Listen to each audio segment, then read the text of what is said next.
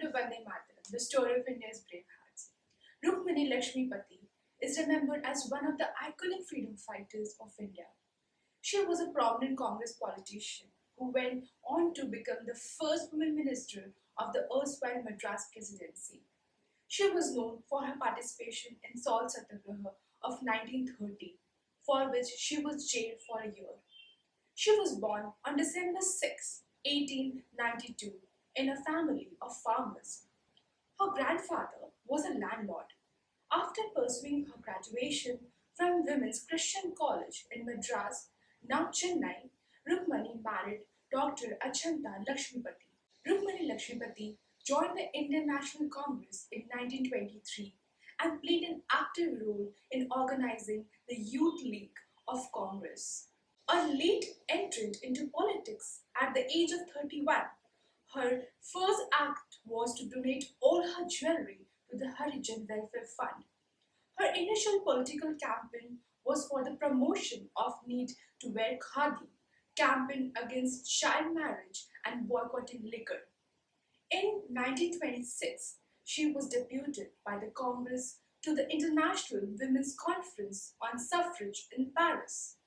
But then came the confrontation with the British, and Rukhmini did not hesitate, opposing the Simon Commission vehemently and celebrating a hypothetical Independence Day on January 26 by raising the tricolour in triplicate, brought her into the forefront of the freedom fight.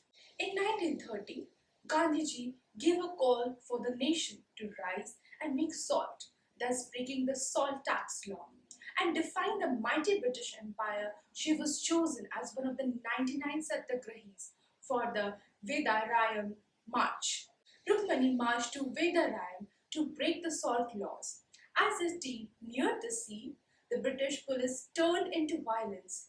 Rukhmini, running around the marchers, kept the flock together, weathered the blows meant for the others. When finally overwhelmed by the police, she was dragged away from a pile of salt made by the Satyagrahis, which she was trying to defend from the police. She was the first woman in the nation to be arrested under the salt laws and sentenced to undergo imprisonment for 1 year.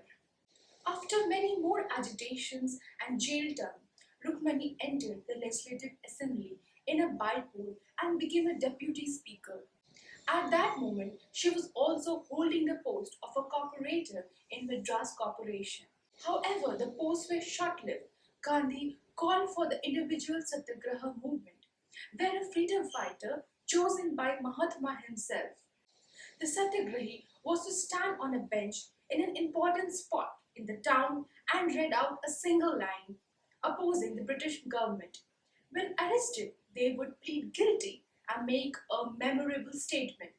Rukhmini was one of the 21 chosen for Madras for January 1941. The statement she made in the court was, "Let the women in India follow the leadership of Mahatma Gandhi and maintain the honor and dignity of the motherland." Not only was she arrested, but she was stripped of all people's representative posts.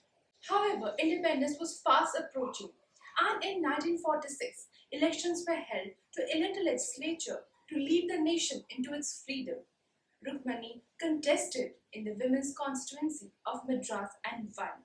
She became the Minister for Public Health in the T. Prakasha Ministry in Madras. This was befitting because her family, especially her husband, Asanta, was a pioneer of Ayurveda in public health. Rukhmini herself was a strong advocate of the revitalization of Indian medicine procedure such as Ayurveda and homeopathy. Rukhmini was chosen to hoist the national flag in the Royapeta Congress office to commemorate the Independence Day. She died 6 years later at the age of 58. In 1997, the Government of India issued a postage stamp in her honor. Thank you. Namaskar.